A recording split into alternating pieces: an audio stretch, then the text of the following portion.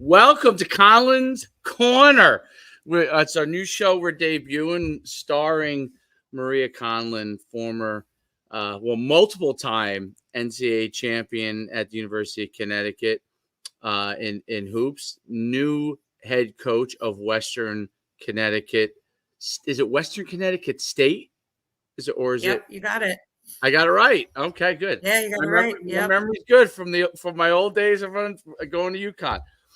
Being at UConn. So, it's you've taken over there. Obviously, your experience as a coach is phenomenal, and so we really wanted to start this show to let you talk about everything that you're doing and take it from there and talk about today's sports. But before we get any further, I want to talk to you about your first week of official practice and what's that been like, getting back in the saddle in college coaching and taking over this program. Yeah, it's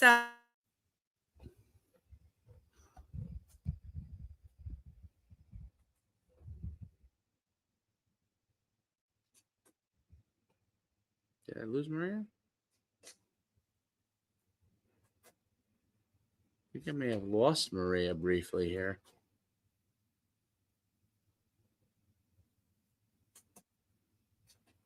Hello? next door, and we lived right next to them. And we had my dad built a half court in my backyard, and we used to call it Conlon's Corner because it was like 30 of us Conlons living like literally on the corner there. Oh, that's so cool. Yeah, he had a rock, which we just moved to Stratford, so we're finally out of the valley. He had a rock made with the words Conlon's corner on it, and it's got a shamrock. So when you sent me that, I was like, it's kind of serendipitous. It's like the perfect name because it actually resonates with me and like my family, my past and stuff. So I just wanted to say that you nailed it. So props to you. That's without, by the way, for those watching, that's without any knowledge of any of this at all, right? Zero knowledge.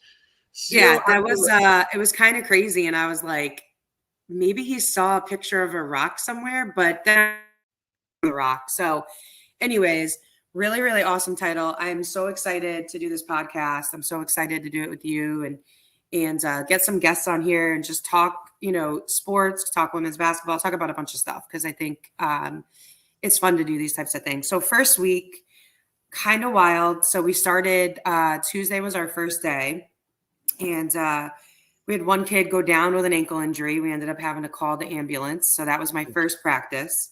It's like wild. Then we had our second practice Wednesday, which went well. And then last night we're in the last drill. 2 minutes left on the clock till the practice ends. Girl goes up for a layup, comes down on another girl's foot, another ankle goes. So I'm like 3 practices in, we got 2 people out with ankle injuries. But it's so crazy, the difference when you go, like I knew the difference from high school to college is really dramatic. You don't think that at maybe the D3 level, because I'm used to coaching some kids right now, that I just coached at Grace Farms Academy that are D1 level kids. Right. And so I thought that the talent or the ability to pick up a lot of different things all at once was just going to take a while. We had such a phenomenal practice last night, and they picked up the offense, which is really, really complicated because it's basically built around reading each other and not being robots and counters to every single action that a defense could put. So I'm super excited. I have 11 freshmen, which might sound like a little bit of a nightmare, but it's actually been really good because they don't know anything different right now. So everything that we're rolling out and kind of our culture and the way that we run things, they have no comparison. They have no bad habits from a prior coach to break down. So that's been really, really good. Now, obviously, we'll run into some other struggles in terms of having that many freshmen, but I feel really good about it, and I'm really excited. So the first week was great.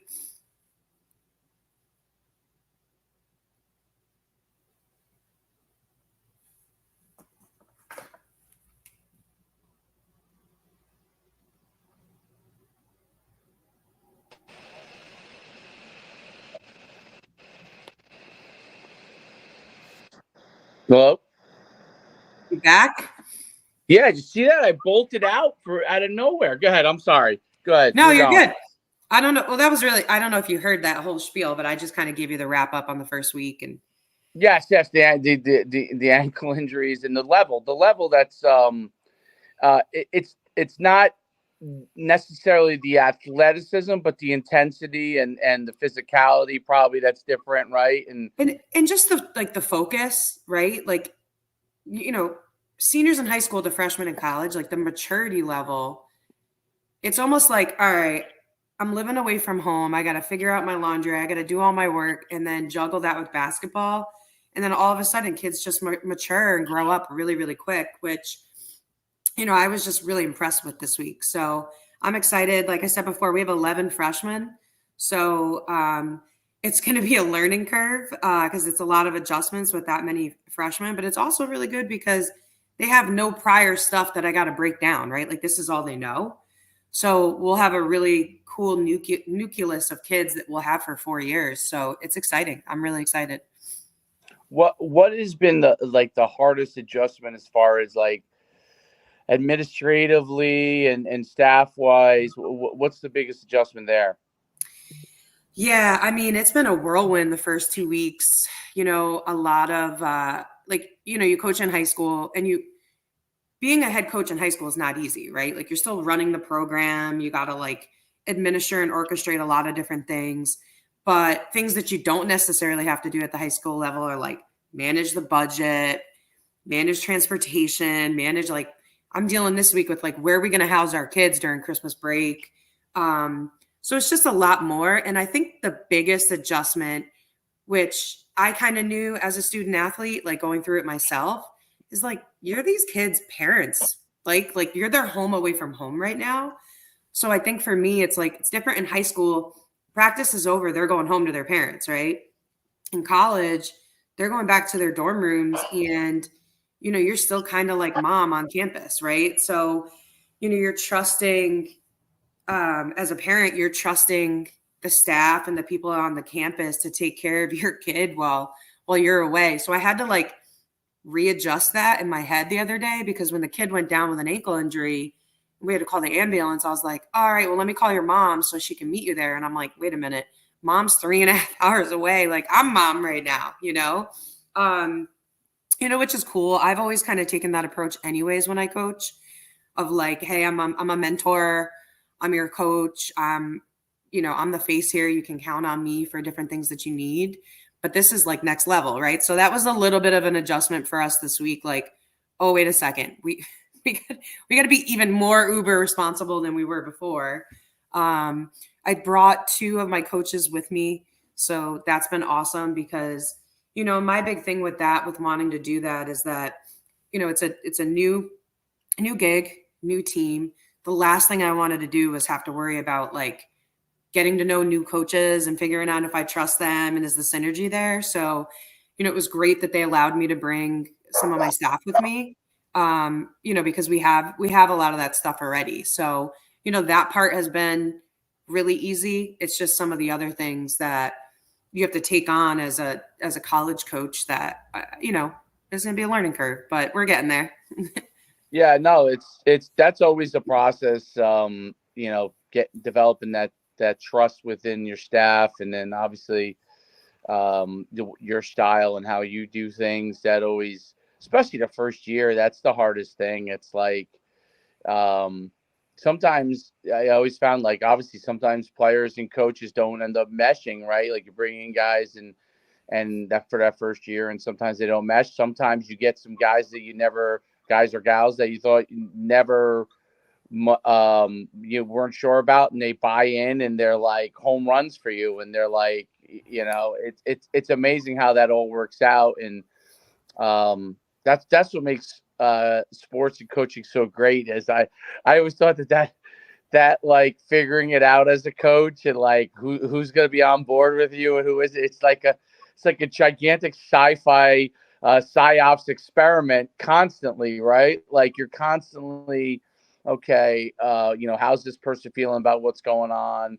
Because when you're the leader and you're in charge, like the only other people that are going through what you're going through are your competitors, your fellow coaches in your league, right? Your fellow head coaches, but you're not really going to have conversations with them until the off season. You know what I mean? We see them at a Yeah. clinic or some, but like, so you're on an island to an extent from that standpoint. And that's why obviously I've interviewed a lot of people, coaches over, especially one of the podcasts I do.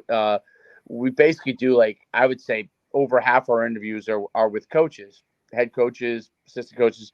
But one of the things that I've always found was interesting was head coaches, like their philosophies on their assistants. My philosophy's always been, and it's much harder in these times, but is loyalty. Like, not that they don't go and get jobs somewhere else, because they're gonna, but while you're within the program, that you're loyal, soldier as a coach. And not that you don't have input, not that you don't have differences, but that you're loyal to the head coach and to the program. And I've noticed that in my many years of being a head coach, that's always been those more of those guys or gals that you have on your staff that are like that, probably the better you're going to be as a program. What's your thoughts on that?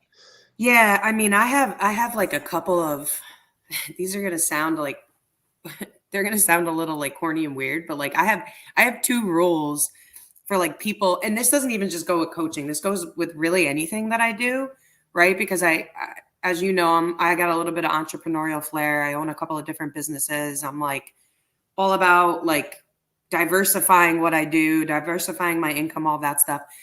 I always say, if you can't laugh with the people that you spend a ton of time with, that's a problem, right? Like, I'm big on, we're serious when we're serious, but like if your kids constantly see you not smiling or laughing, specifically with the people that you spend, like your coaching staffs, and during season, you might see them and spend more time with them than you do with your family, right? So like, it's important that you like each other and that you laugh and have fun. Like, people always ask me like, oh, you've had these two assistants for quite a few years. Like, how does that work? How do you retain them? And I said, we laugh, man. Like, we have fun. Like, we genuinely like going to practice and being around each other because we love doing what we're doing, but we also love doing it with each other. So I think that's like a crucial thing with me, is to always work with people that I can have fun with. And then I always do the second test. And, some people might frown upon this or whatever, but like, I call it the beer test, right? I don't hire or surround myself with people that I wouldn't want to go get a beer with after work, right? Like beer, wine, whatever they drink. And, I'm not talking about going out and throwing back 12 of them, right? But I'm just saying, like, all right, man, we just had a great win. Let's go grab a beer and like celebrate and talk about it. If you're working with people where you're like, man, I don't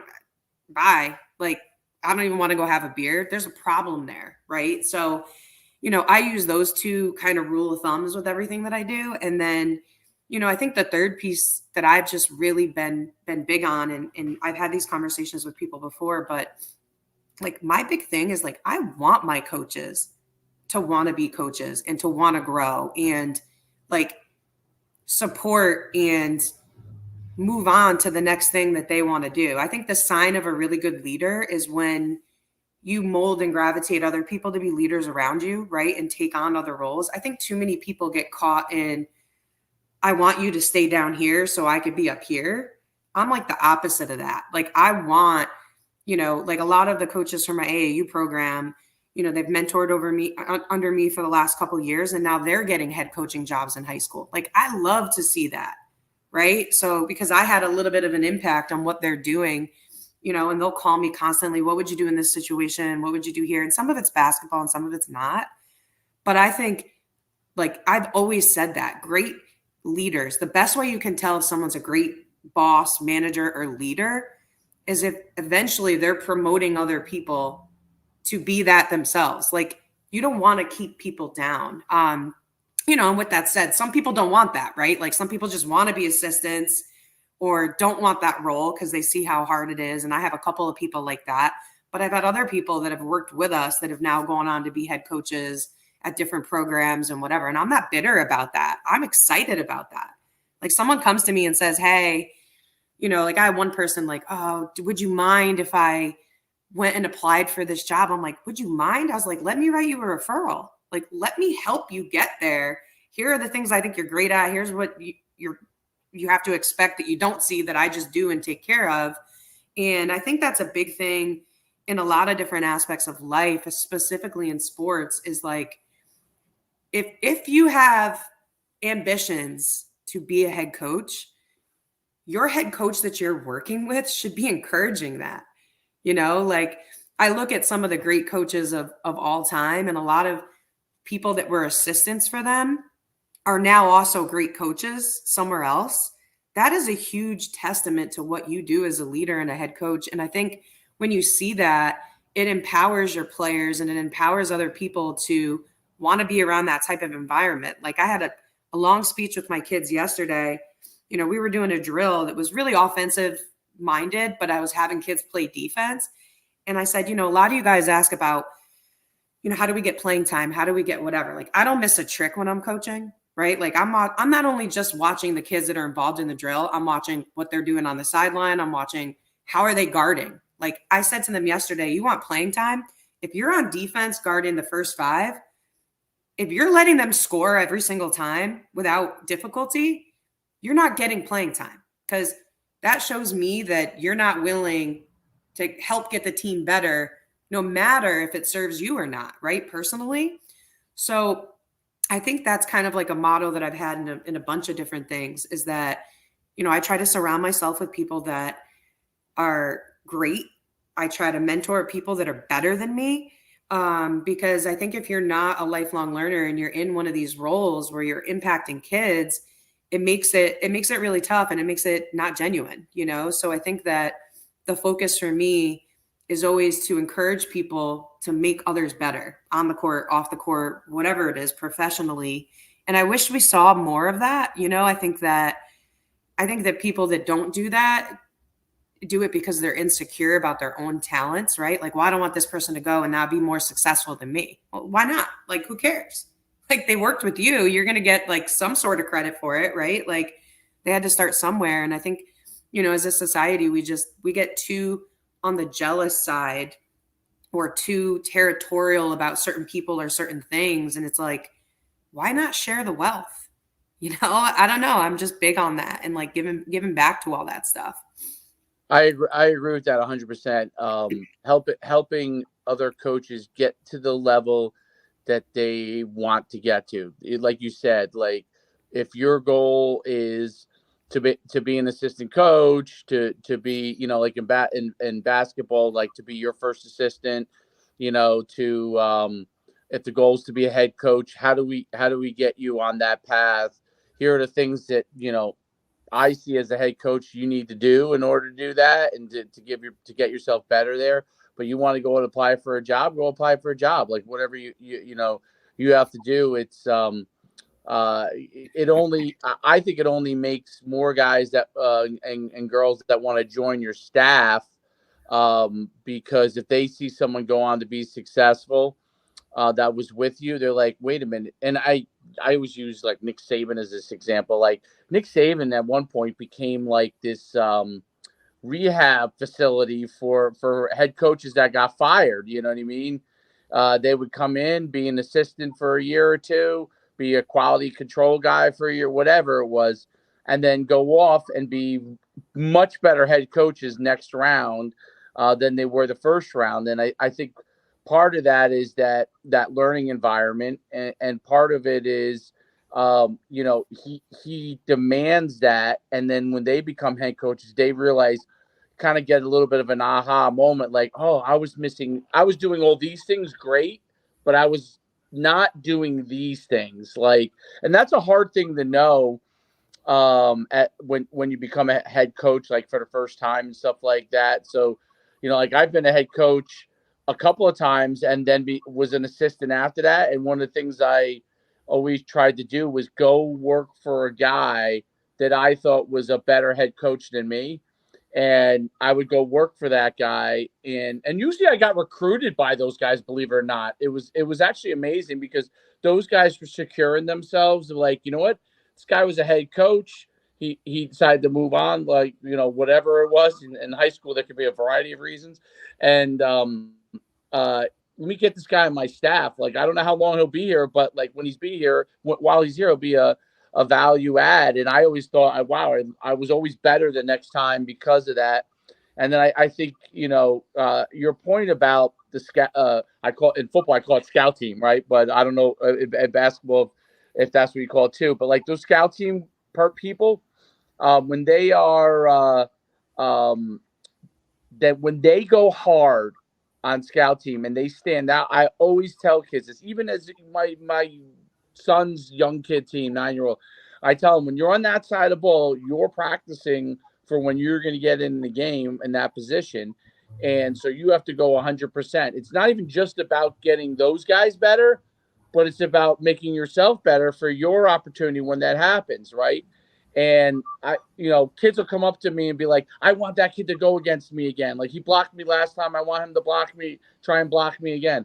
And I'm like, that's the attitude that's going to get you better in the long run, because you're already understanding, and this is high school and college, you're understanding that your opportunity, you don't know when and where it's going to come from and what we might see that's going to be like, hey, I need to put you over. But if you're certainly doing nothing over there, or you're getting, like you said, beat, they're going by you, shooting layups, shooting threes over you, you're absolutely not getting on the court. You're absolutely 100% not getting on the court, because you're not even doing something to get me noticed. And, I always tell kids, it's like, sometimes kids will cheat because they know to play. I said, you know what? Like, if you're on scout team and you're putting the effort in to figure out what we're running, and you beat us because of it, good. That's a good thing. Make me stop you because I need to get this play run. Don't go, coach knows I know to play, so I'm not going to go as hard. No, you stop us and then make me either change what I'm doing or be like, okay, I know that you really know what's going on for this play. I need you. Make us do that. I think that makes players better. That makes coaches better. I don't know. What are your thoughts? Is that kind of in line? It's 100, and it's probably even more relevant in basketball because, in football, obviously, if you know the play, right, you can do some things to like 100% take away options within a short, and then eventually the quarterback's going to be tackled, right? Like if it's got no one to pass to. In basketball, it's even more relevant because it's teaching you to adjust on the fly, right? So, okay, they take away this cut because they know it's coming. Well, then just don't cut there. Know that when it gets taken away, you got to counter with something else, right? So you could do that more in basketball than you probably can in football because you run out of time a little bit. But in basketball, and that's what I tried to say to them yesterday, is like, you guys are going to learn so much over the next couple of weeks. And you're going to learn so much about basketball that you never knew, because a lot of these kids, they don't learn basketball anymore. And what I mean by that is like how to play, right? How to read situations. They know how to dribble. These kids are way more skilled than any of us were back in the day, right? They got trainers for everything. They can dribble 100 times between their legs, but they don't know how to apply it to a game situation. Live play. How do you react when a defender makes an adjustment? So, my big thing is on like, well, coach, where do I go? And what do you mean? The defender went here, you got to go here. Like, I need you to react and know and not be a robot, because that's what basketball is all about, right? The people back in the day were tougher and they had higher basketball IQs. That's what I've found. And that kids nowadays are more athletic and they're more skilled, but they're missing the IQ part. So if you could piece all that stuff together, you could be less talented and still win a lot of games, right? Because you're just doing things better and differently and cutting and constant movement. Like, kids stand around so much nowadays, right? Like I said to my kids yesterday, I have a rule on offense. You count 3 Mississippis, even though I'd rather it just be 1, 2, 3. I'll let you count 3 full Mississippis. If you are standing in the same spot that you were at the end of that 3 Mississippis, you're doing something wrong, right? Because basketball is all about movement. You're just making it easier on the defender by standing in that same spot the whole time. Go screen, go cut, relocate somewhere. I don't care where it is. You can move 5 feet. As long as you're moving, you're good. So, a lot of that with scout team is I want them to know the plays. Like, you remember that, I'm sure you know the movie Blue Chips, right? course. And, Nick Nolte says to them, I don't care. I'll walk over and give them our playbook, because it shouldn't matter. Because if we're cutting as hard as we should be, right? And we're executing the way that we should be executing, it shouldn't matter if they know all of our plays, right? So, and that's where scout team comes in, because they do know all that. It's kind of annoying sometimes. Like, I always say that's to an extent. Like, all right, we're trying to, get the ball right here, and you're completely overplaying, and now you're out of defensive position. That just doesn't make sense. That's over the top, because I've seen kids do that too. But I want you to know the plays, because if you can score when a team knows your plays and you can score against them, then you can score against teams that aren't going to know the plays as well, right? So practice should always be harder than a game. Game should be like a cakewalk in terms of practice. And that's what it was like at UConn for me. Like, these practice players that we had were so good. These guys were crazy athletic. They were fast. And he used to always say, if you can stop this guy from getting downhill and getting to the hoop, you're going to be able to stop the girl in the game, right? Because she's not going to be as athletic. She's not going to be as quick. Right. So it's like, let's make this really, really, really hard, so that when we get into a game situation, those are the easy days, right? Like, and that's how it should be. I feel like Geno, like, almost, I'm sure other people were using guys, to help out. But I feel like, this is back in the 90s, before you even came in there. It was back. I was there when Rebecca was there, and the very first team to win it. And I feel like he was like the first guy to like mass take men and have them go against the girls in that way, and the women in that way. And it was like because I remember we'd be playing our intramural basketball games. Like the football team would have a team. I'm sure they had the same thing back even when they would have the team. We'd play intramurals. We'd always go to championship. But we'd be playing against some of those guys that you guys would be playing against. Those guys were good. Really good. They were good. Like, they were like high school basketball players for the most part. They might have been first team all league in high school somewhere, and just weren't good enough to go and play at the next level. Some of them could have been walk-ons on the guys' team, and they're practicing with us every day. And, that's the kind of environment that you want to foster, is like, yeah, this shouldn't be easy. Let's go 10 possessions where you're getting your pocket picked, or your shot's getting blocked at the rim, or like, great, because I know that's not going to happen in a game, right? Because it's just not going to be at that same level. It's just going to be easier. Absolutely. Do you think that, back in the day, pickup basketball and gameplay, like just literally going and playing like unstructured basketball, because kids went out and they went somewhere, played, and they met their friends, whether they were great basketball players or they weren't, but they all went and played. And some guys would just play all day long, right? Like literally, like on a Saturday, or after school or before school, they'd be playing for hours, and just game after game after game. Do you think that, and now obviously it's different, and because you coached it, all the games from the time they're young kids are structured games, right? They're playing a lot of games, but it's structured games. And I always thought that was different than playing as a young kid, hours and hours of pickup, where you're forced to learn to move without the ball, because if you don't move without the ball, you're not getting the ball. Like literally in pickup, you are not, if you don't move, you're not getting the ball, because the guy whoever's bringing the ball up, if he doesn't see guys cutting and getting open, he's probably just shooting himself or going to the hoop himself. So and that's different. Whereas in like AAU, like the whole concentration is getting up and down the court, and then maybe but it's not the same as when you're constantly playing with new players in pickup. Like, that was one of the things about pickup. You play one game, you got these guys on your court, right? And the next game, it's a different group of guys or girls. And don't forget, like, I always say this about pickup back in the day, and you could probably relate to this, is like, you lose, you might have to sit for an hour. Yes. Right?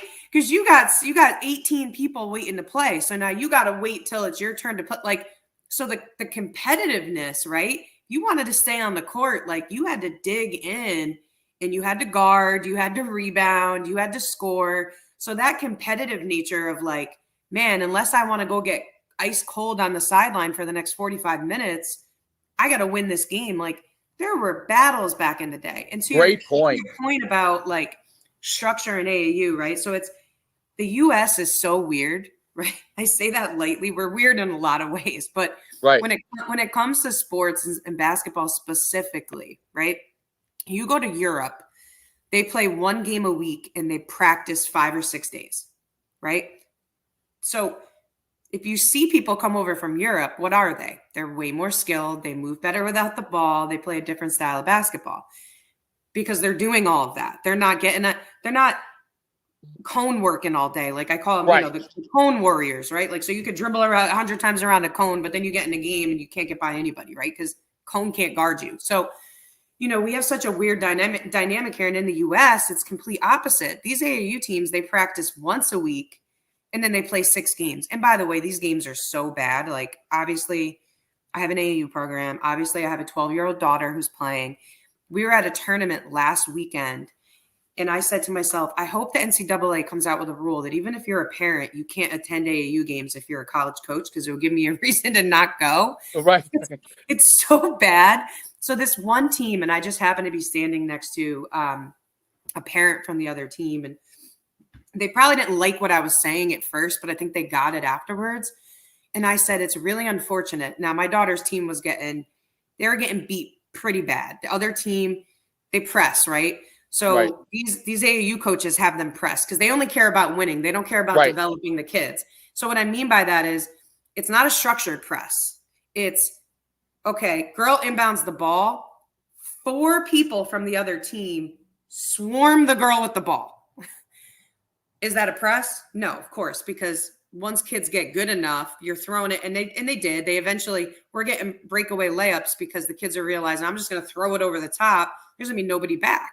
So now these kids on the other team, they're winning the game. But I said on the sideline, I said, man, it's unfortunate. These kids on this other team aren't going to get any better. They're getting 0 better because they're not having to score in a half court set because they're just getting breakaway layups off turnovers. They're not learning really how to press because what coach in their right mind would send 4 people running at the ball? That just makes 0 sense, right? So these kids aren't learning. They're winning, right, on the scoreboard, but they're losing at the game of basketball because they're not learning the sport in a realistic way.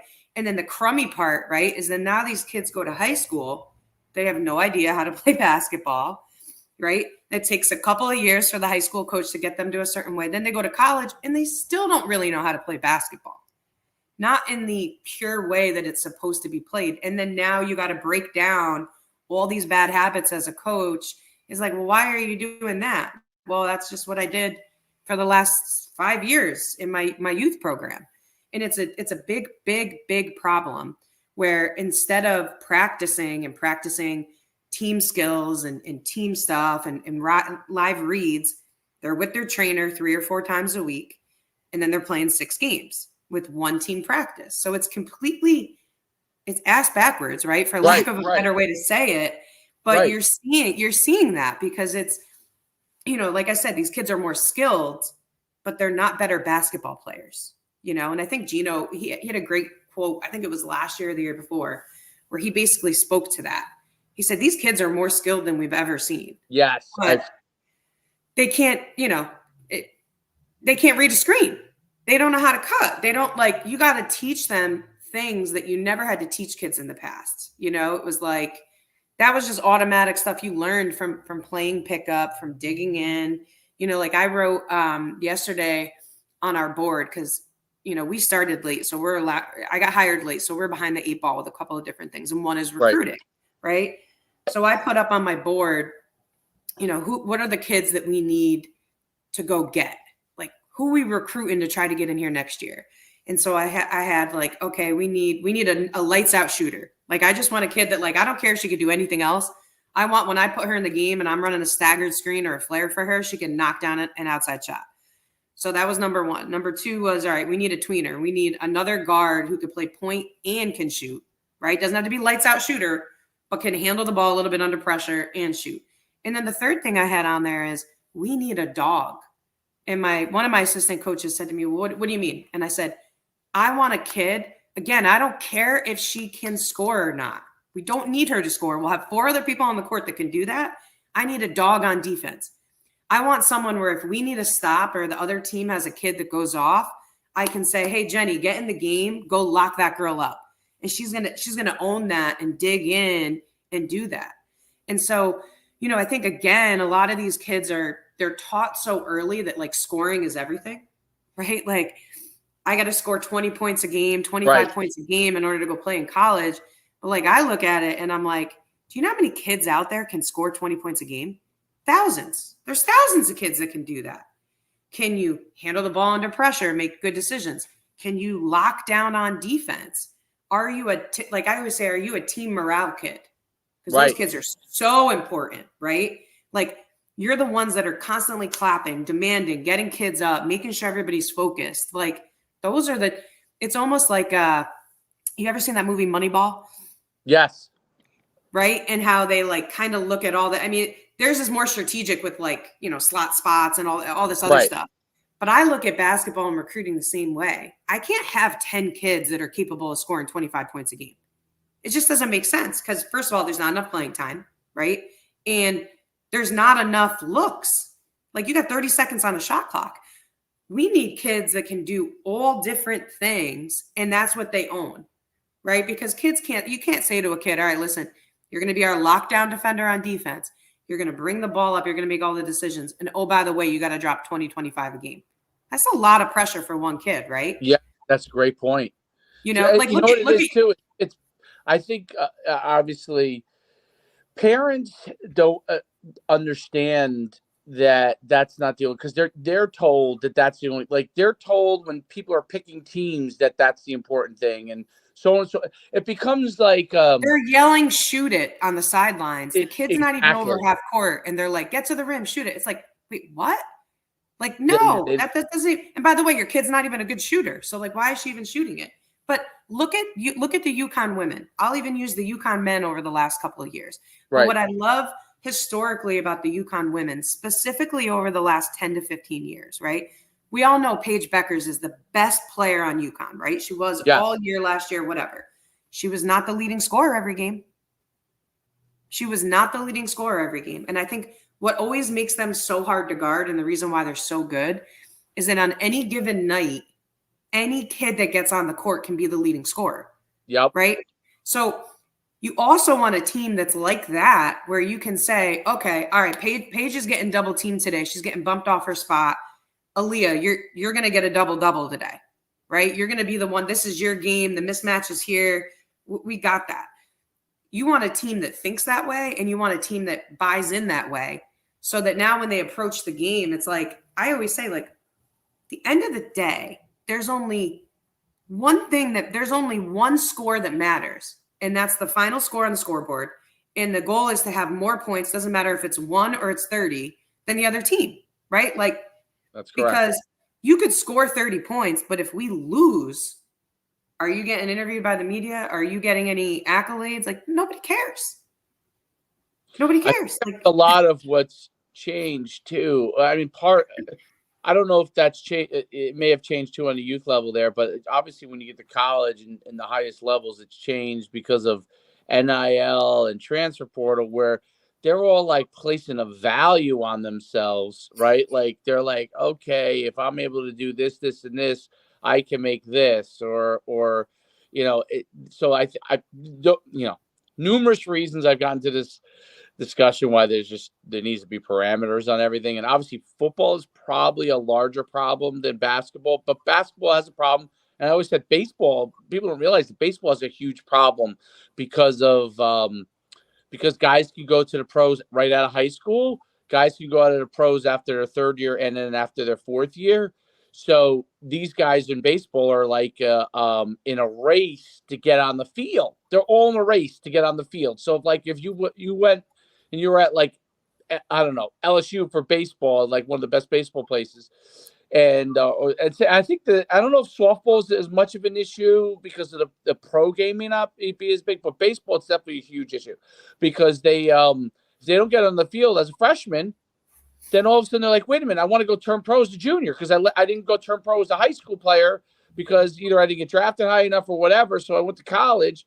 And if I don't get on the field by next year, oh my goodness, I'm not going to be able to come out as a pro as a junior. So these guys are jumping around left and right in baseball. So like it's even even more monumental issue because there's like 900 rounds of draft picks in baseball, right? Whereas basketball, guys and girls, that what is there 2 rounds, right? So you only gonna get so many people get drafted, and a lot of those people that you think could get drafted, most know already about them probably in high school, and then it's kind of like how well they develop in college is the difference between where they go and stuff. But that also makes I think a huge impact on it. I think Geno, and there's a couple of women's coaches that have, I think, followed suit on Geno, like really, really kind of, they all have their different way of doing it, but adopted that original thought process that he had. Like he invented,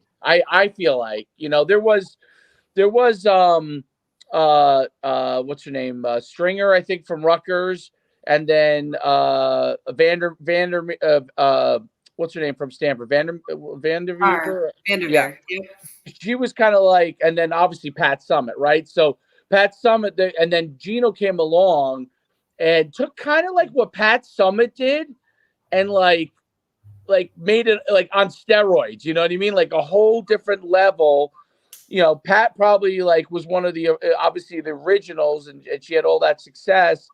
And then Geno went and like turned it upside on their head, and few of the little, when I say put it on steroids, like took it to a whole different level and was trying all these things. So I remember when, and you could correct me if I'm wrong on this, but I remember when I heard him saying like that he would have you guys go get 6 players, 5-on-6, and like things like that. Like I had never heard of anything like that before. Like, coming from football, like you would never think to put a 12th player on the field, and you would never think to put a 13th player on the field, right?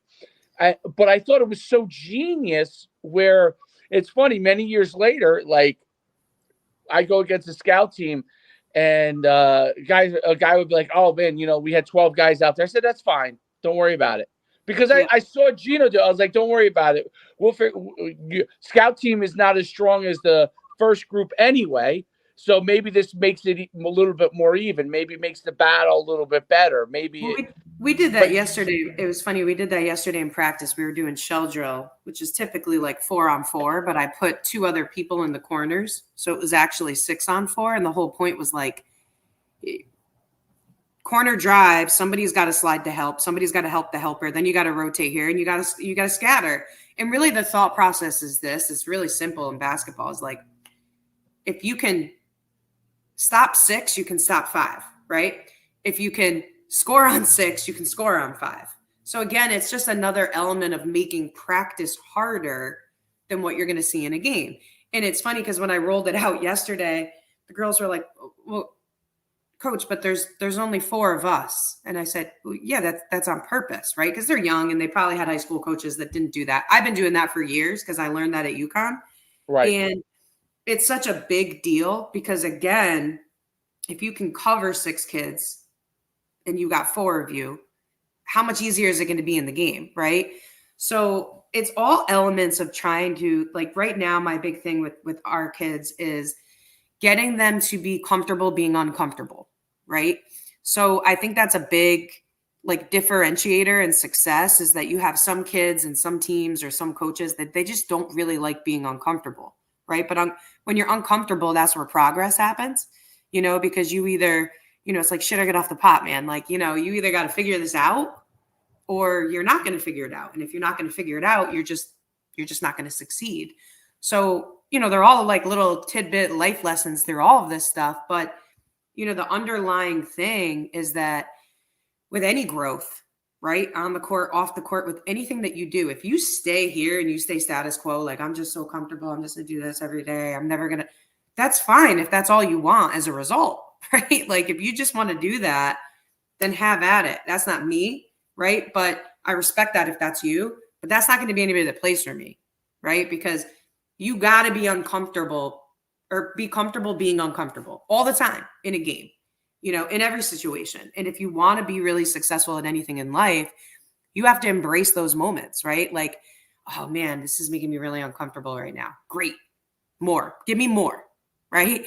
And I think that, you know, the best athletes, like I'm a big Kobe disciple, you know, and like he was so great at that. Like, okay, I'm just going to, you know, even you go back to Larry Bird. All right, I'm going to only use my left hand today. Right? Like, let's just make this totally uncomfortable and totally out of my comfort zone, because that's what makes me different. You know, the status quo doesn't make you different. It makes you average. So, you know, it's like, how do we get these kids on a constant basis to want to be uncomfortable and then embrace it when they experience it? Because the result when you push through that, like we did that a little bit yesterday, like they looked at me and they were like, yes, coach, this is great. Like they love it when they see success from pushing through it. Right. And that's where you see that exponential growth. And it's not immediate, right? Like sometimes it's like by this much and sometimes it's way bigger, but it's about teaching them that that's okay, right? Like it's okay to not be okay, right? Because we got a lot of that in this world too, is like, you know, oh, well, it's not okay that you're not okay. Yes, it is. It's okay to not be okay. And it's okay to say that you're not okay. You know, like in sports and in life, like you don't have to hide that. Like you don't get it. You don't get what we're doing. Ask questions. Like we'll figure it out. Yep. Like you don't have to be silent. If you're not okay, say it. No, I don't. I had a kid yesterday, coach. I don't understand. I don't get the play. Great. Let's figure it out then. I'm glad you said so, instead of just pretending, right? Being quiet, pretending like you know what's happening. Now you get in and you turn it over 3 times. Like, right. You know what I mean? So it's that's even more frustrating, right? You'd rather ask early before it becomes a problem, right? Well, and I'll constantly throughout practice, you'll hear me like, because I'm not big. I don't like to talk a lot. Like some coaches, I've gone to practices where like coaches talk for like 80% of the practice. Drives me crazy. And I'm like, do you know how many reps you just missed by talking? Yep. Like, by the way, when you talk and you correct, it's got to be quick and it's got to be with purpose, right? So like if I stop something, I'll stop, and I stop kids in the middle of a play if I see something. Because that's another thing too. Like we're all like, it's like Pavlov's theory. We're all kind of like, it's like a dog. If my dog goes to the bathroom on the carpet during the day when I'm not here and I come home, he's not going to understand then or even remember why am I being corrected right now, right? It's got to be in the moment. I think too many people, like they wait too long past that moment of correction. So like I'll stop it right there and I'll say like, hey, that was good, but you just missed this. Do you see that? And then they'll look at me and I'll say, do you understand? Like I'm constantly asking that, like, do you get what I'm saying? Because I think a lot of times we don't ask that and we assume kids get it. They don't get it. And that's okay. No, you're right. It's okay. It's funny because one of the things I always said, like I think so like assistants that are learning the coach with me, or like new guys I've worked with for the first time, after I make a quick adjustment, I always say, does that make sense? Does that make sense? And I use that all the time. Does that make sense to you? Do you understand? And it's easy. And the kids appreciate that. Yeah, and if they give you you know this, you see the quizzical look on their face. You're like, okay, I need to immediately explain this because he or she does not get this. And it's funny because you're right. I've seen coaches go into the way that I call it the Webster's definition of the play, or the Webster's definition of the positional movement, right?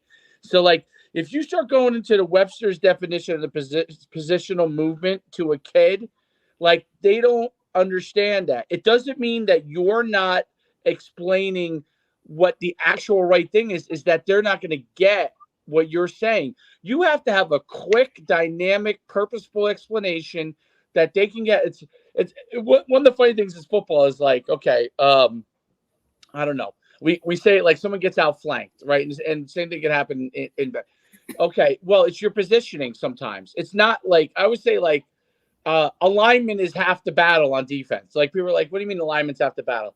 If you're not actually in the proper position, you're beat before it even starts. It has zero to do with ability, right? So first things first is get yourself in alignment. Then your ability has a chance. Okay. But if they're running the ball to the left and you're supposed to be aligned to that side and you're aligned all the way to the other side, you're beat no matter what. And sometimes coaches are like, "Oh, why'd you only move him 2 feet to the right or to left?"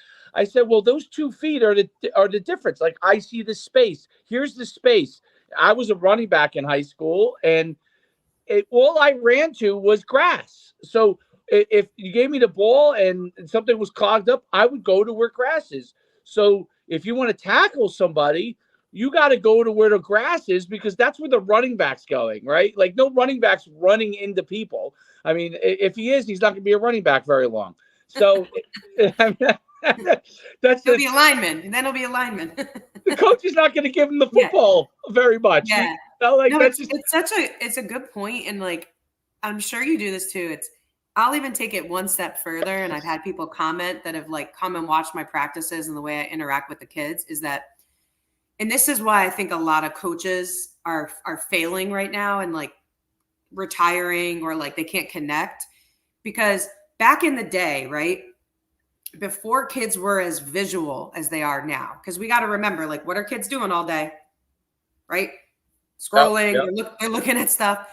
Back in the day, you could explain to a kid with words, a lot of words, and they probably got that, right? Like they understood or like they could work through it because that's how they were used to learning and communicating back then. You have to evolve now as a coach because these kids are way more visual than they've ever been before. And what I mean by that is I could say something, but if I don't show them, they ain't getting it, which is why I watch a lot of film. I watch a lot of film on us and I watch a lot of film on other teams because there's a difference between me saying it, right? And to my point before about the dog, me saying it 5 possessions later, they don't even remember what the heck you're talking about, right? So that's problem number 1, which is why you got to stop right in the moment and correct. Number 2, I get out there before you go further on that, I want you to, if you can remember your other thought, I want you to talk about that because people have a hard time with it. Like if you ever watch parents' reaction or other coaches' reaction when you correct a kid on the fly, and people, I'm dumbfounded by this all the time. I always hear this, okay? And by the way, I've seen Geno do it, just haven't watched so many of your guys' games and stuff, and he always does this.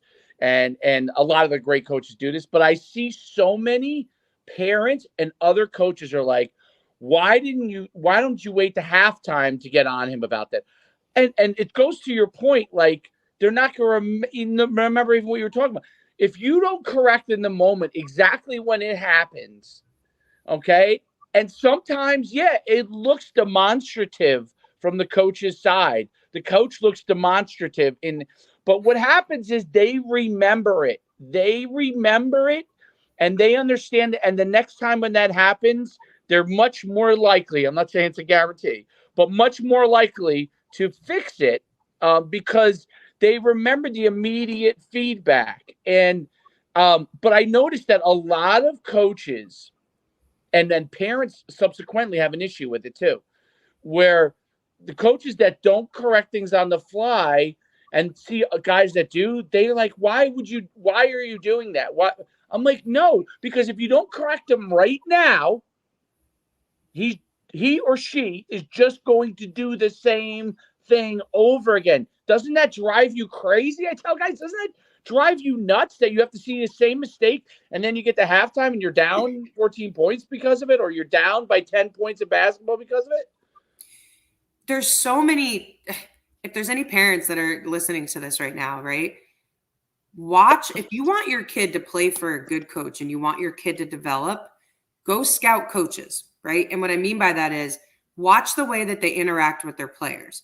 And what I mean by that is not just yell, like there's so many coaches out there that just like talk, but they don't say anything, right? Right. You know what I'm talking about with that? It's like you're constantly talking and you're constantly yelling, but where's the substance to that, right? Like whatever. I'm not a big, like, I have never, and I will never berate a kid or yell at a kid in public. I'm just not big on that, right? We praise in public, we correct in private. I'm very big on that, especially with this generation, because they just don't respond. They just don't respond well to that. Back in the day, you'd have a coach go nuts at you and swear at you on the sideline. Right. And that was like the norm. It's not like that anymore. And it can't be, right? So as a parent, you have to adjust to that. So it's not okay if a coach is stopping a kid and berating them in that moment. However, what you have to understand about your kid, right, is that just like at home, like if I don't catch my daughter before she goes downstairs and she hasn't made her bed, like me saying it to her at 6 o'clock that night, it's irrelevant at that point, right? Like she's got to understand kids are in the moment kids. So you have to do that. And it's got to be a quick coaching thing. So like I watch my daughter's AAU coach right now, and he's a great guy and he's a great coach, which is why I'm letting her play for him. But he'll do that. Like she'll do something and he'll immediately, not in the middle of a play, but like next dead ball or like whatever. Like, hey, La, you did this, but you could have done this. I freaking love it because I know she's going to get it because she remembers what she just did. If you wait till the next time out, which could be 5 minutes later, what are you going to say? Hey, remember that play 5 minutes ago, 30 possessions ago when you did X, Y, Z? First of all, they're not going to remember. Number two, they don't even believe you at that point, right? Like they don't even believe it. So that's why I'm big on like the next thing that I'm going to say, which was my thought before, is showing, right? So when it's hard in a game, you can't necessarily do it in a game, but I'll take a kid out in a game, show them quick on the whiteboard what they just did and what I want them to adjust, and I'll put them right back in, right? And when I take them out, I'll say, listen, you're just coming out really quick because I want to show you something. I love that. And then I put them back in. They get all up in arms when you take them out because they think it's because they just made a mistake. And I'll quickly say, it's not because you just turned the ball over. It's because I want you to see this read that you could have done to prevent the turnover. And then you're going to go back in. But the showing in practice is really big. So when I call out something I don't like, I then show what should have happened or what could have happened. And when they see it, again, these kids are big on seeing. They're visual, right? Seeing is believing to these kids, which is a good thing, right? Because you can't believe everything you hear, but you can believe your own two eyes. So now I show you how you could have gotten a bucket here when you didn't. Now they're like, oh, shoot, like she's right. And now they're bought in. And not only that, they're bought into the way you're saying it because it relates to them. But these kids are visual. This is the show me generation, right? Show me what you could do for me. Show me how I could do this, blah, blah, blah, which is fine, right? You got to evolve and change as a coach, which is big. But if you're a parent and you're not expecting your kid's coach to coach your kid, come on. Yeah. And by the way, how do you even know that they're saying it in the timeout? Right? Like, how do you even know that they're correcting it? Like, I hate personally when I go to games and I watch the same mistake 6 times in a row. Yes. If a coach doesn't call a timeout to fix it, I'm like, this is a money grab for this guy. He doesn't really care about developing the kids because you're teaching them nothing. Correct. Just like the coaches that, you're in, this is youth basketball and you're up 30 and you're still pressing. What are you teaching your team? What are you doing? Yeah. Like, what do you even teach? You're not developing. Your responsibility as a coach is to make kids better, period. You make kids better on and off the court. The wins happen, the growth happens, all that other stuff happens. If you're only focused on the winning part, right? Because that's self-serving to you as the coach. Correct. You'll never be a good coach long-term because the second you don't have good players, right? What's going to happen? What's going to happen when you actually have to coach? Like I laughed last year. I said the CIAC in Connecticut, last year was the first year that they put a shot clock in, right? So when I was coaching in the CIAC world, my teams were good. So we would be up like 15 really quick.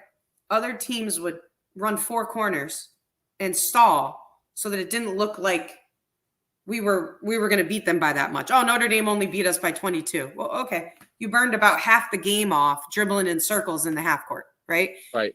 But my point with that is like, I was laughing because I said, I can't wait to see how some of these coaches that don't really coach and have zero strategy, how are they going to coach when they can't do that?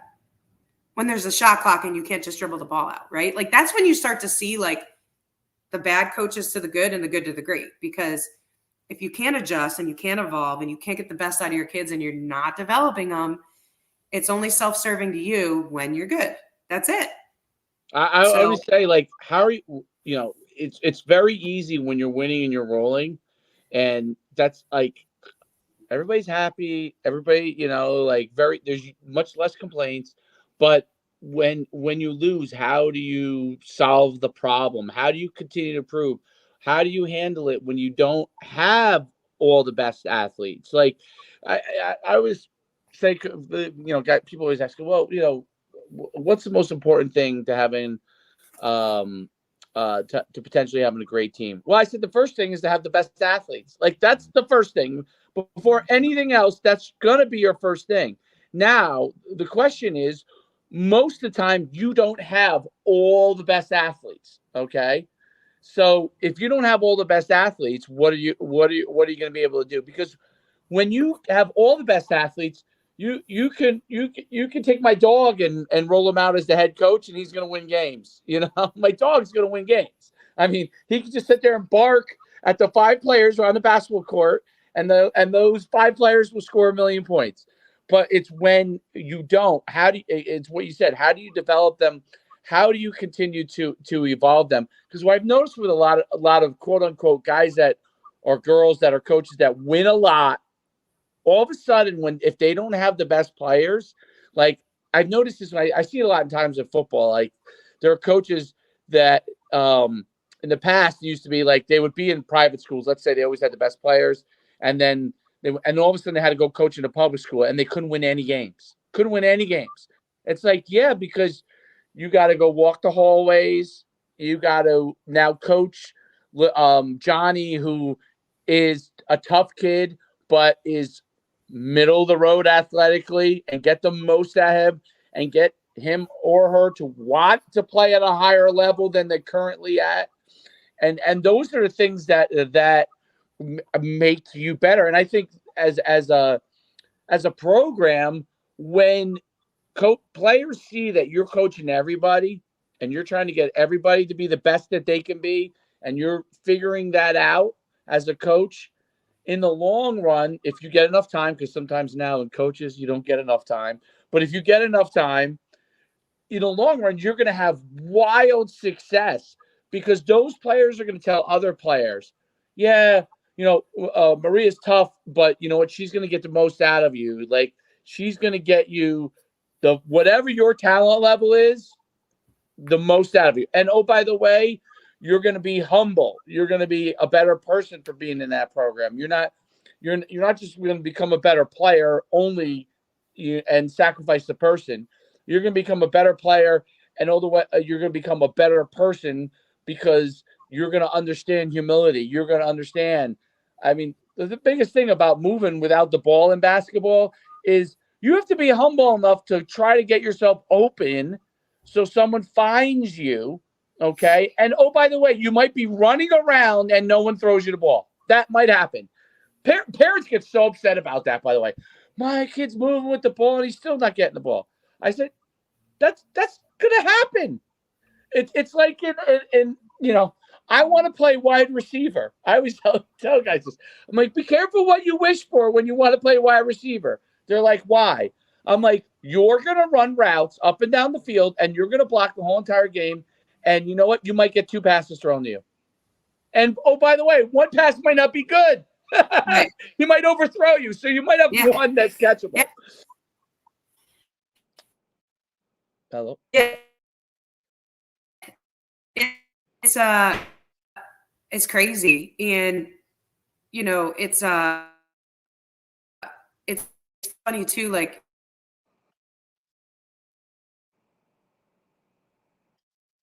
what I mean by that is, like, first got this job a couple of weeks ago, and I met with the girls, and some of the staff there. They said, well, what offense do you run? What defense do you run? And I said, I can't answer that. And they were like, well, what do you mean? And I said, I've never seen any of you guys play. So how do I know what I can do until I know what I got, right? Like, I think some coaches do that constantly. Like, they come in like, I only play man to man. Okay.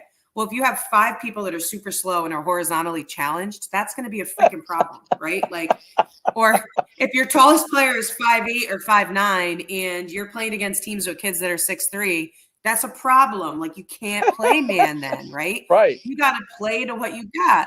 Oh, we're going to run the Princeton offense. Okay, cool. If you got kids that get tired after running around for 30 seconds, you can't run the Princeton offense, right? Or I'm going to run a 5-out kick and shoot. Okay, well, if you don't have knockdown shooters, you can't run that offense, right? So like coaching is a lot about all the stuff we're talking about, but it's also my job to put these kids in a position to succeed. So I can't dictate what I do. And that might change day to day. Like I told the kids the other day, when I do scout and I scout the other team, if they have no shooters, right? And they have some bigs that might give us some trouble, or they're just really good at getting to the basket, but they can't shoot. Guess what? We're sitting in a 1-2-2 zone, and we're going to be super active with our hands, and we're going to guard the drive. And if they want to jack up 33s and miss 27 of them, we're going to win the game, right? And then, the same goes for the opposite. We got kids that are slow, but man, these kids can shoot the lights out. Great. We're going man to man. We're going to deny. We're going to get up in them and make them uncomfortable. So it's, I always think that part of coaching is really funny to me, because I do think, yes, if you have really good athletes and really talented players, you can win a lot of games before the ball is even thrown up, right? Like it's just the way that it is. But the teams that end up being really successful are the teams that have coaches that know how to put you in positions to win when the playing field is equal, right? The equal playing field is the X factor as a coach. Correct. If you are playing, and I'll even take it one step further, can you win games against teams you shouldn't be beating? Right? So that's good to great, right? You're good if you can outcoach and outplay and win against teams that are on the same playing field as you, right? That means you're a good coach. You're a great coach if you're beating teams you have no business beating. Right. Last year at GFA, we had a bunch of injuries. We played this pretty good team in our conference, and I was down so many players that I had to start an 8th grader. This 8th grader is like 5'5". She's skinny. She's a killer. Like, this kid has no fear. I love this kid. We won the game. And parents afterwards, they're all nervous before the game. Like, I don't know how we're going to win this. I wasn't concerned at all, because I knew what we were going to do, what we were going to adjust to win the game. So again, it shouldn't matter what kids you have. Is it easier when you have really athletic kids that are all really high skilled and can do a lot of things? Of course, right? Like Geno Auriemma, he has a hard job, but he's got a somewhat easier job than like those mid-majors and everybody below, because at least he's got 15 all first-team All-Americans on his team, right? So at the end of the day, they can do some stuff, right? It's about his job is harder from spreading that out, keeping people happy, getting the synergy, all of that stuff. But like his job from a talent perspective is really easy. It's when you don't have talent, you don't have really athletic people, can you still win? Can you still win? And I think that's just, that's the focus for me as a coach, is like, it's like I say to kids, like, we got to win every 50-50 ball, right? Like, I'm sure you've heard that phrase. Yep. Or like, I'm really big on that. Like, any 50-50 balls, we got to get those. I'm not saying that we are going to get all of them, but like, we better get the majority of the 50-50 balls. It's the same thing in coaching. Like, you got to win the 50-50 games, right? Where like, you look at Vegas, and Vegas is like, it's just what I'm losing my brain here. What is it called when it's even or whatever? There's pick 'em. Yeah. Like, you got to win the pick 'em games, man. Like, right? Like, absolutely. You go to Vegas. Vegas has got you guys completely even. They don't even know who's going to win this game. You got to win the majority of those if you want to be a good coach, because you control a lot of that on those games. Those are the fun ones. That's why I left Notre Dame to go to GFA, because the NEPSAC is so much more talented and competitive. I was like, I want the challenge.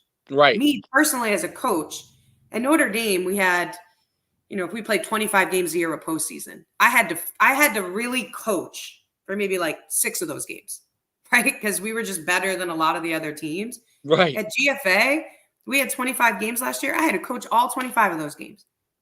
And I loved it. Like, I love the game prep. I love when we go out and we execute a great scout. It's Yep. like, man, how did we beat this team? This team's got 4 kids going D1. We got 1. We got that. Like, if you're not a coach that gets up for that type of stuff, you shouldn't be coaching. You know, that's just The me. most exciting part is the challenges. Right, when there's games you should win, or there's a 90% chance you're going to win. It's like, you have to. I saw it said by what's his name, Kurt Signetti. It was an interesting point he brought up when his team comes in at halftime, and they're losing. He's trying to talk them through everything, make sure they understand, tell them it's okay, figure out what we got to do to succeed. Not that he's not, going to be tough on it, but he's trying to build their confidence back, right? When they're up at halftime big, he's all over them, like, don't let down. Don't. It's not that you're trying to bury the team, but you want them to understand that I always say it's finishing. It's finishing everything you do. The hardest thing for any kid at any level, from youth to the pros, is finishing. People get to all the way, and as an adult, as myself as an adult, right? If I'm reading something, finishing a book is hard for me. It really is, because I get through halfway through it and I'm like, I kind of get the gist of this whole thing, and but finishing is a hard thing because it requires completing what you started at the same level that you did when you started it. That's hard to do when you're at the end of the game and you're tired, whether you're winning or losing. Finishing out the game, finishing out the practice is really hard. People don't realize how hard that is. Oh, I'm done. Well, I always liken it to, like, you can watch track and field, right? Or swimming, right? You watch the champions in track and field and swimming, and the greatest champions are the greatest finishers, because there's literally a race, right? If you don't finish, you get caught, you get beat.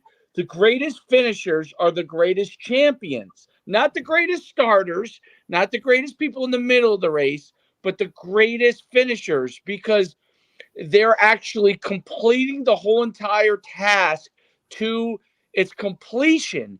And that's hard for even the highest level athletes. You could have in track and field or swimming, you could have someone be literally a perennial silver medalist, but he's not Phelps, who wins over and over again because he's the best finisher out there. He's not the best starter. He's not. They always say, "Oh, Carl Lewis." Way back in the day, one of my jokes I always say is that if you want to ask see if your kids are going to have to be in the now in all their learning, or have the ability to do some old school principles, to go and ask them, "Do you know who Carl Lewis is?" And almost everyone does it nowadays, right? Almost no one nowadays knows it.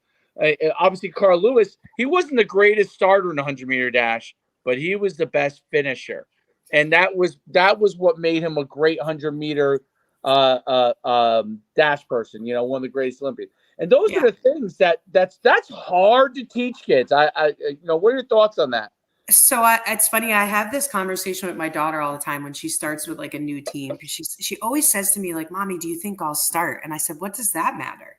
And she goes, "What do you mean?" And I said, anyone who's smart enough in sports, whether you're a parent, whether you're a kid, whether you're whoever, it's irrelevant who starts the game. Everybody gets caught up in that, right? Like, I'm a starter. I'm a starter. That's cool. Are you in the game for the last 3 minutes when the game's on the line? Answer me that, right? Are you a closer? You might be a starter, but are you a closer? So, because a lot of times, right, you start people for different tempo, or maybe you start kids because this one's a senior and she started for, you have all their reasons for doing certain things. But like, I always say to my daughter, what matters is, like, are you in the game at the end when the game's on the line? That's how you know where you stand, right? Like, it's not who starts. That's all for the hoorah, right? Like, I get my name called out for the starting lineup, I this, I that, whatever. Who cares? Half the time, people don't even remember who started the game. They remember who was in and made the big plays at the end, right? So I think that that's my thought there. I think to your point, like, Mariano Rivera, right, for the Yankees. But single-handedly, I know, you got Jeter, you got everybody else, but he's single-handedly like was their MVP back then. Because if you don't have a guy that can come in at that point of the game, right, and he'll go down as one of the greatest closers, if not the greatest closer of all time, what's more important of a role than that? Like, someone tell me, like, okay, Right. a guy pitched really good for 7 innings. Cool. Now that the score is 0-0, but he can't pitch anymore. Who's coming in to close this thing out? Right? He just sat for the last 3.5 hours, right? Warmed up for 10, 15 minutes, and now the game is in his hands on the line. That's the greatest compliment you can get, is being that Absolutely. guy, right? That guy or girl, like, let me be that. You want to foul somebody at the end of the game?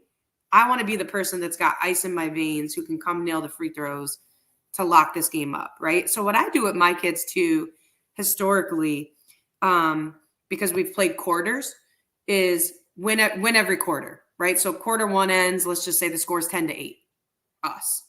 Okay, we won that quarter. Now it's 0-0, right? So a lot of times when I go into halftime, I don't care what the score is on there, it's 0-0. So, I try to preach that because, sometimes if you get too caught up Yes. it's like a book, right? Like, you could, to your point about finishing the book, once you get the gist, what could you do? You could just go to the last chapter and figure out what's what, right? People want to skip ahead to the end, but the middle's where all the meat is, So it's like, how do you break that up so that you're focused just on the task at hand?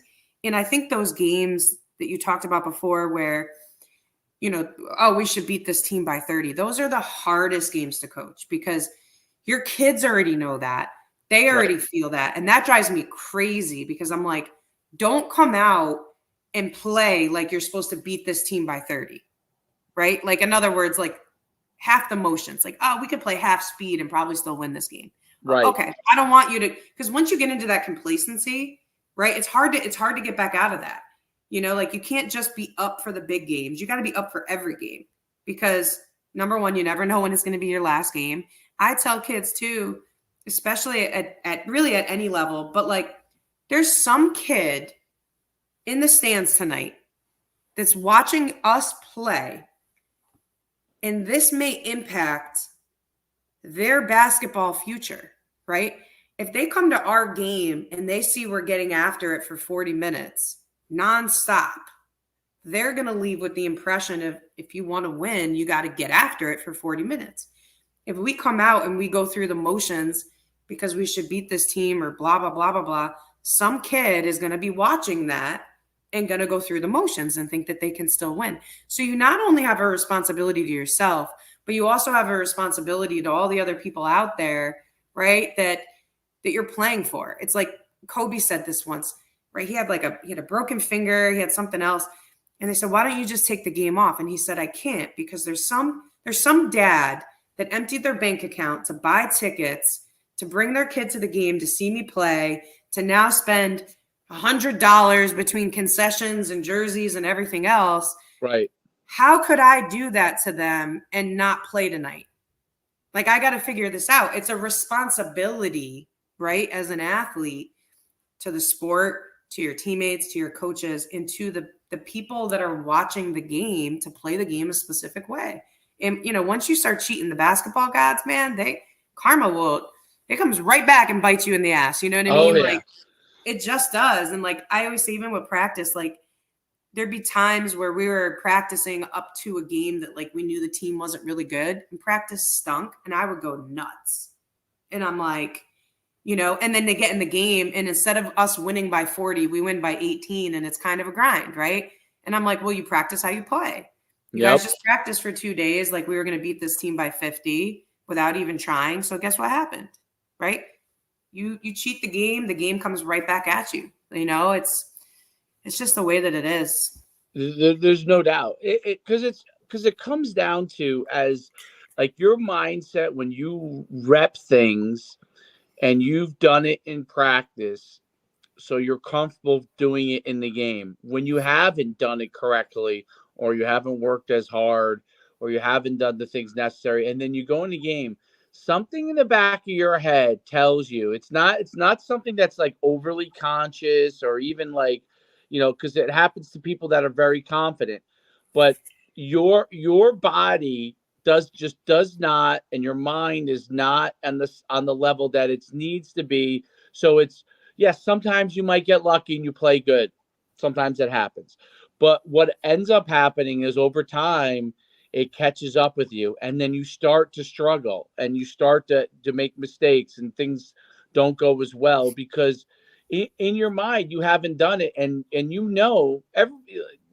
greatest thing that Nick Rapone, who was my defense coordinator, was UConn, used to say, he's like, you can't fool the man in the mirror.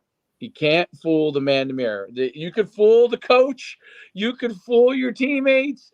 You could fool your friends. You could fool your parents. But when you look in the mirror, you know whether you did everything you're supposed to or not. And eventually that catches up. And like I said, sometimes, hey, you didn't work as hard and you go out and you just playing great. It happens. Okay. But over time, that does not happen because you didn't do what is necessary. And you're going to run up against a person as talented as you who has worked hard. And Yeah. when that person is as talented as you and has worked hard and they've done all the things, then you're in a heap of trouble. I had a coach, Joe Frager, he was my high school coach for 2 years. And there were two things that he taught me at like a really young age. And one was, character is what you have when nobody's looking, right? So that's like a big one with me, is like, what are you doing when no one can see you doing it, right? Without it being self-serving to other people around you, right? Like, so that's number one. Number two is, and I don't remember if he told me this or my grammar school coach did, but I was so scared as a child. Like, I took a gazillion shots a day. Like, I would rush home, do my homework as quick as I could so that I can get in the backyard and shoot. Because somebody said to me at a young age, every minute that you're not working on your game, some kid out there is. And when you guys meet head to head, they're going to beat you. So I was like so freaked out as a kid when I heard that. I was like, I can't, Mom, why do I have to go to school? I need to get shot. Like, I was so like crazy about it. But it resonated so deep with me, right? Because you are what you repeatedly do, kind of to your point. Like, if you're kind of cheating a little bit for like a long period of time, you're right. You can get away with it for a little bit, but eventually that becomes habit. What do they say? It takes 28 days to form a habit, good or bad, right? Right. So you got 28 days that you're not touching the line on the suicide or whatever it is that you're running. Like, eventually that's your that becomes you. So you are what you repeatedly do. And I think the younger kids need to realize, like, yeah, if you're not working at your craft, and not now, when I say working on your craft, because I see some kids, like, they come out, like, this drives me nuts. I see a kid shoot around and like they shoot and then they walk to go get the rebound and then they walk out to the next spot and then they shoot. I said this to a kid the other day. I said, let me ask you a question. I said, this might sound random to you, but like, when was the last time in a game you were able to shoot the ball, walk over to get your rebound, dribble over to the other wing, shoot the ball, and then walk to get your rebound again? Well, never, coach. Great. Why are you shooting around like that? Like, what are we doing here? Like, make it make sense to me. Like, get a partner, have them rebound, V cut away, come back, hands out, down in the position, ready to put the ball in your shot pocket. Like, you are what you repeatedly do, because then when you get in the game and you don't have 5 seconds to set your shot up and hold it and do all this pretty stuff, your shot's getting blocked or your pocket's getting picked or the ball's going the other way. Like, it's so, it's just like those little things, but how do you get all these kids to learn all that, believe in that, buy into that as quickly as possible is the challenge of being a coach, right? Like, it's one of the things that I learned this. I really, I've interviewed a lot of these guys, and one of these this guy's like a speed guru, he's like a track coach now, but he was originally a football and basketball guy.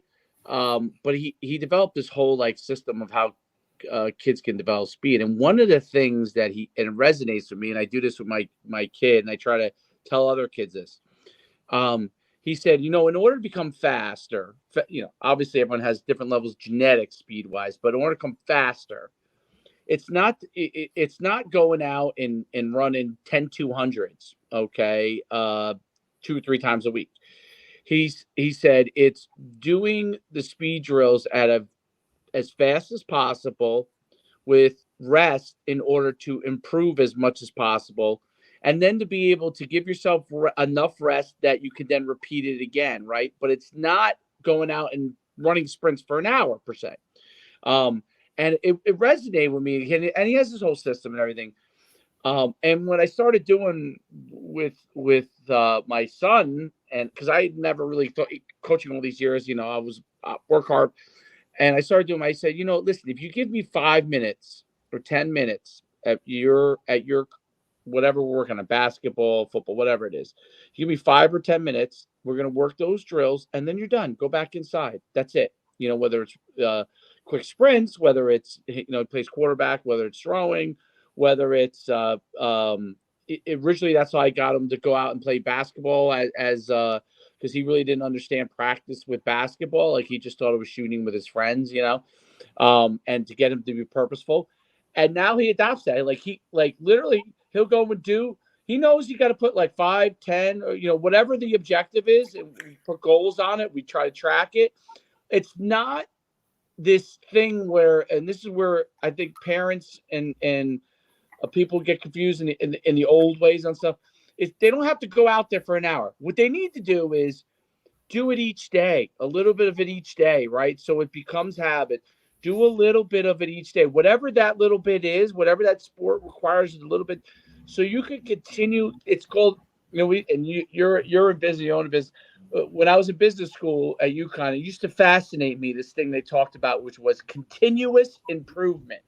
Okay, I used to talk about continuous improvement in their productivity and employees. And I said, what is continuous improvement? Continuous improvement is working on something a little bit each day so your skills improve. It does not have to be this thing. Now, there are people, like when you watch a Kobe and you watch Jordan, the old school way of doing it, there is a ton of things with working hard and putting in the work. Absolutely.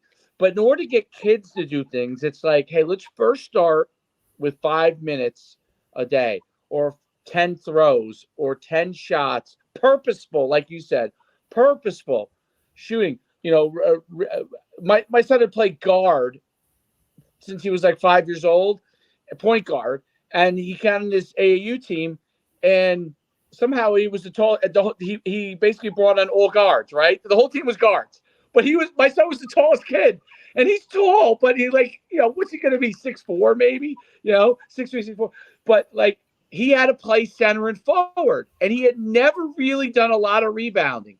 I said, we'll work on it, and you'll get better at it. And his job on that team, he could shoot. The coach let him shoot, but he had to get rebounds. Literally, he was the one guy that could get rebounds. And all of a sudden, he had to become this scrappy guy. Okay, and he wasn't. He literally wasn't. He was a point guard. He'd drive the lane. He'd shoot. He'd pass it. He's a great passer. But he really had never played in that role. I said, embrace the role the coach has you playing. Embrace it. Because guess what? It's going to make you, when you go and play point guard on this other team or whatever, like, that the team you're playing in the winter, you're going to be better, because when you shoot or you pass and someone else shoots, you're going to go to the boards with confidence, right? And he did that, and we worked. But we would work. I'm like, listen, we're going to get 10 rebounds today. Like, I'm going to throw it off the backboard to you in all these different ways, and you're going to figure out how to position yourself, and then you're going to like box me out, and he liked it. It was funny because he liked, and people don't realize, like, me as a parent, my son's a quarterback. It's natural to play a point guard because kind of they relate to each other. And it's natural, even as a parent, to get yourself caught in these, like, this is where my kid is pitching. I'm pigeonholing my own kid. And when this coach did that, I said, you know what? Embrace it. And you know what? Like, you learn, look how much better you got at certain skills. He blocked a ton of shots. It was funny because I was like, I didn't even think he really jumped that well, It's you know. like, But what's the worst that could happen? You can become a better overall basketball player, correct. right? Like, you know, it's kind of nuts. Like, there's two things that you said that I think are awesome, and then I'll leave you with that because I gotta jump onto another call. But so we're just shooting the shit away here. One about embracing the role, right? I think that's so big, and it's great as a parent that you said that to him, because I think a lot of parents don't do that. It's like, no, my kid is this, or like whatever. And like my response to that is like, this is their role. They could either have this role or there's going to be zero role, right? Correct. Like, what do you want here? You want like zero role, or do you want this role? So that's number one. I think number two, about it being like setting a goal that you got to achieve, right? Because I think that my daughter came to practice last night and I put her on the shooting gun. And so she comes over to me probably about 20 minutes later. She's, Mommy, I got 1,000 shots up, because, you know, keeps track on the side. I said, cool. How many did you make? Oh, I don't know. What do you mean you don't know? Like, what? You took 1,000 shots. You know how many you make? Like, what was your goal? Make 50%, 40%? Like, great. You took 1,000 shots, but did you miss 990 of them? Like, help me understand here. Like, you know, so I think too, it's like teaching them that the behavior is number one, right? Like, at least you got 1,000 shots up, but like, is it purposeful? And what was the goal? Was the goal just to go there, throw up 1,000 shots, and like, who cares if they go in or not? Like, there's got to be a purpose behind it, and there's got to be a metric. Like, what? Because how are you going to know? So I said to her after that, I said, okay, so when you come with me to practice on Saturday and I hook you up to the gun again and you take 1,000 shots, how are you going to know if you got better? Oh, yeah, that makes sense. Like, what? Like, how do you know you got better? You know, it's like someone being on a diet but never getting on a scale. How do you know you lost weight? I don't know. I could just feel it. I love when people say that to me. Oh, I just feel different in my clothes. Cool. What's the purpose, man? Just to feel different? Like, listen, I feel different in this shirt than I did in my sweatshirt yesterday. I'm less comfortable, but like, doesn't mean I'm losing weight. Like, right. Great you know what I mean? It's you know, and then you have that other part that you said that, again, this goes to like dieting and stuff too. Cause I used to own a gym and I work with people with nutrition, and, you know, they go on a diet and they lose 6 pounds the first week, right? Everybody does. Cause by the way, when you shock your body like that, or maybe you're drinking more water, like right. that's what happens. You get really quick results in the beginning. And then week 2 comes around. Well, I only lost a half a pound this week. Oh, I only lost 1 pound this week. I said, that's great. What do you mean that's great? I lost 7 last week. Well, progress is not like, doesn't work like that. If any person that wanted to lose weight was going to lose 7 pounds a week until they got to their weight that they wanted to be at, everybody would always be at the weight that they wanted to be at. Like, that just doesn't make sense. You got to work for it. Did you gain all this weight in 2 weeks? No, it was like a year. Oh, okay. So it took you a year to gain the weight, but it's going to only take you 3 weeks to lose it. Progress doesn't work like that, right? Like, it just doesn't. It has to be continuous. And that's why people quit though, right? Because at anything, and I use weight loss as like, because that's like just such an easy one. They get to week 3 and like, they, you know, they peak out, or maybe they feel a little bit better and they're like, oh, this is good enough. Like, I'm done now. Right. Like, and listen, like, we've all been there. Like, I'm guilty of that too. Like, hey, like, all right, I lost 10 pounds. I'm good. Like, you know, I'll go back to having a Roseland pizza on Friday night. Like, well, you know, whatever. It is what it is. We're creatures of that. But that's also because, like, do I really want to lose the weight? Like, am I really that committed? Like, maybe I am, but maybe it like really doesn't matter to me as much. But when you are saying something matters, you got to have metrics. It's got to be continuous. It's got to be over time. You got to be patient too, right? Patience is a big deal, because it's up and down, you know, a lot of it's 2 steps forward, 1 step back. What you don't want to get in the situation is get discouraged when you take the 1 step back and make it 1 step forward, 2 steps back. Like, that's always the thing that I always think. People are like, well, you know, we went back a little bit. Okay, well, as long as it's 2 steps forward, 1 step back, you're going to continue to make progress. But you can't get discouraged to the point where you go 1 step forward, 2 steps back, and that's when it's like it's the snowball on the top of the mountain. Right.